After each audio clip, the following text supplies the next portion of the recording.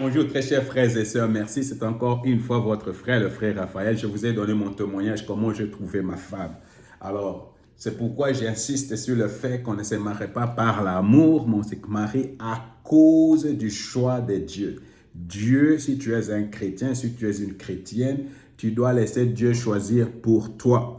Parce que Dieu connaît les cœurs. C'est Dieu qui connaît vraiment la femme et l'homme qui passe vraiment à toi. Alors, je ne sais pas, ok, mon expérience, je ne veux pas créer des culpabilités. Je ne veux pas créer des culpabilités. Je n'exagère pas. Je suis en train vraiment de vous raconter mon histoire telle qu'elle était.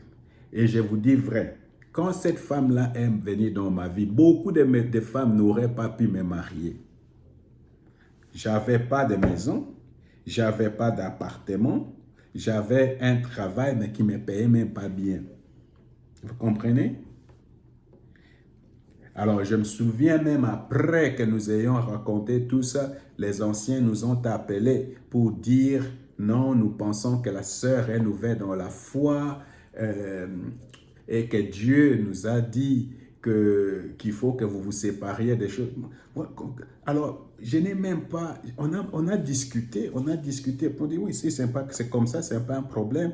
Nous, on va suivre la volonté de Dieu. Alors, j'ai dit aux anciens, je leur ai dit, frère, si cette histoire vient de Dieu, ça va s'accomplir. Parce que je savais que cette femme-là venait de Dieu. Une semaine ou je pense que c'était la même semaine, ma femme était en train de prier pour demander à Dieu, Dieu, si tu veux pas que je me marie, éloigne Raphaël de ma vie et des choses comme ça. Et si tu veux que je reste célibataire, je vais rester célibataire, mais je vais te servir. Écoute cette prière. Écoute cette prière. Seigneur, si tu veux que je reste célibataire, je le reste. Mais si tu veux que je me marie, montre-moi si Raphaël c'est l'homme que tu as préparé pour moi. Beaucoup de sœurs et de frères, ils ont peur de faire des prières comme ça. Pourquoi? Parce que vous êtes biaisés, vous êtes déjà teintés et ça s'empêche de trouver la volonté de Dieu. Alors, ce qui s'est passé, c'est que la même nuit, Dieu lui a donné un rêve. Après que nous ayons rencontré les anciens, les pasteurs et tout ça, Dieu lui a donné un rêve pour dire, n'aie pas peur. Et dès ce jour-là, elle est venue le jour suivant, elle m'a dit, Raphaël, Dieu m'a dit, je ne dois pas avoir peur. Donc, nous sommes engagés et le reste, c'est l'histoire. Maintenant, marié 22 ans, je pense 23 ans, et 2 enfants. Une famille stable, et voilà. Alors, c'est pour cette raison qu'il faut laisser Dieu choisir pour toi. J'insiste. Si moi, j'avais choisi d'après mes critères, toutes les femmes que j'avais choisies d'après mes critères, avec ces femmes, aujourd'hui, je ne sais pas où nous serions. Déjà, à cette époque-là, ça ne marchait pas. Il y aurait déjà des divorces ou d'autres problèmes. Alors, c'est pourquoi je t'exhorte à faire confiance à Dieu pour choisir pour toi. J'ai l'impression, souvent, nos gens qui vont à l'église ne font pas confiance à Dieu. Alors, je vais lire seulement les versets bibliques à propos de dons de Dieu. Alors, qu'est-ce que la Bible dit?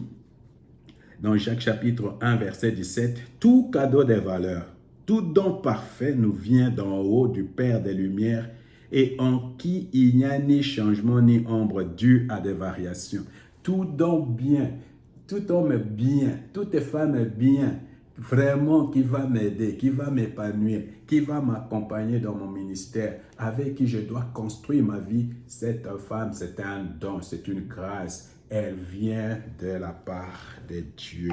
Et parce qu'elle vient de la part de Dieu, et parce qu'elle vient de la part de Dieu, cette femme ou cet homme, c'est quelque chose d'extraordinaire. Des Thessaloniciens chapitre 3, verset 3, « Le Seigneur est fidèle, il vous affirmera et il vous préservera du mal. » Alors, le Seigneur est fidèle, il vous affermira et il vous préservera du malin.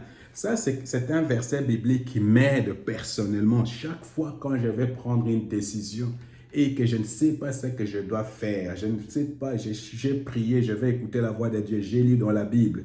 mais je dois prendre une décision. Alors ça, c'est le verset biblique qui m'aide.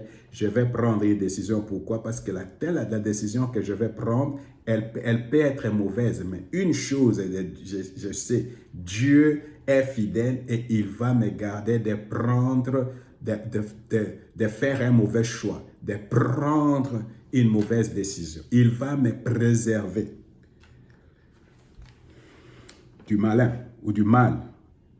Alors, ça c'est la garantie pour moi. Ça c'est la garantie. La garantie pour moi, c'est le verset biblique que je veux lire maintenant. Matthieu chapitre 7, verset 9 à 11. Lequel de vous donnera une pierre à son fils s'il lui demande du pain?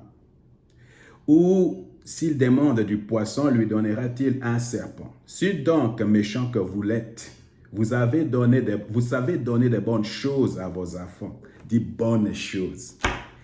Une bonne femme, un bon homme vient de la part de Dieu. Si je demande à Dieu, un bon homme, une bonne femme, à vos enfants, à combien plus forte raison votre Père qui est dans les cieux donnera-t-il des bonnes choses à ceux qui les lui demandent? Alors je dois demander à Dieu, donne-moi les bons hommes, donne-moi la bonne femme que tu as préparée pour moi. Voilà. Et là, l'assurance est là, ça c'est l'assurance. Dieu ne peut jamais me donner quelque chose de mauvais. Répète avec moi. Dieu ne peut jamais me donner quelque chose de mauvais. Encore une fois, Dieu ne peut me donner jamais. Il ne peut pas me donner quelque chose de mauvais. Alors beaucoup d'entre nous ont peur parce qu'ils pensent que Dieu va nous donner des choses mauvaises. Alors, ce que je constate, c'est que beaucoup de frères et de sœurs qui cherchent les femmes ne font pas confiance à Dieu. C'est pourquoi ils choisissent, ils regardent des critères humains, ils ne font pas confiance à Dieu. Écoute ce que la Bible dit à propos d'Abraham.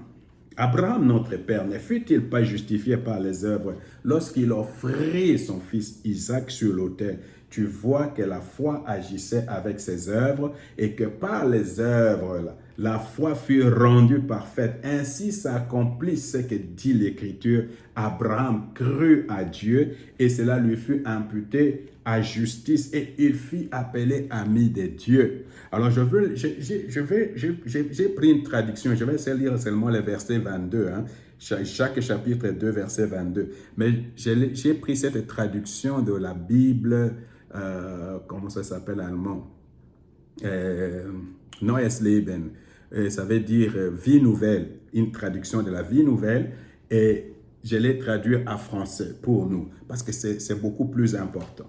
Comme tu peux le voir, Abraham avait tellement confiance à Dieu. Est-ce que tu as confiance à Dieu? Abraham avait tellement confiance à Dieu qu'il était prêt à faire tout ce que Dieu lui demandait. Il était prêt à offrir, il était prêt à tout faire parce qu'il avait confiance à Dieu. Et parce qu'il avait confiance à Dieu, il était prêt à tout faire. Et sa foi s'est accomplie par ses actes. Est-ce que tu as confiance à Dieu? Est-ce que tu as confiance que Dieu peut choisir un bon homme, une bonne femme pour toi? Si tu as confiance et que tu te relaxes, voilà les mots, relaxe, relaxe-toi et dis Dieu trouve l'homme et la femme que tu as préparé pour nous. Alors, je vais lire les Proverbes, chapitre 3, versets 5 à 6. Mets ta confiance à l'Éternel de tout ton cœur et ne te repose pas sur ta propre intelligence. Tiens compte de lui pour tout ce que tu apprends et il te conduira sur le droit chemin. Voyez, frère, la condition, si tu veux que Dieu choisisse pour toi, tu dois faire confiance à Dieu. Qu'il a une bonne chose pour toi. Il a un bon homme et une bonne femme pour toi. Alors, si tu veux avoir le meilleur de Dieu, entrer dans l'héritage de Dieu, il faut faire confiance à Dieu que Dieu va faire mieux, que Dieu va choisir pour toi. Et toi, tu dois te relaxer. Relaxe-toi, frère. Relaxe-toi, sœur. Fais confiance à Dieu. Que le Seigneur vous bénisse.